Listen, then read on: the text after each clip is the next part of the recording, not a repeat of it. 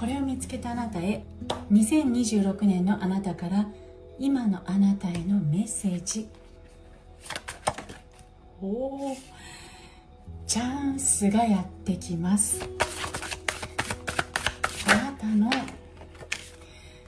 これまで思いを温めてきた思いというものがあなたのまんまで実現していく、そんな展開になります。2026年、60年に一度のエネルギーが流れています。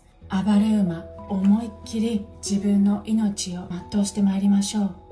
いつだってそこにエールは届いています。いつもあなたがあなたでありますように。11月、鳥取県境港市丸松さんへ。12月、神有月の島根県出雲大社目の前のエスコさんにてイベントをさせていただきます。詳細はトップページリンクより。お会いできることを楽しみにしています。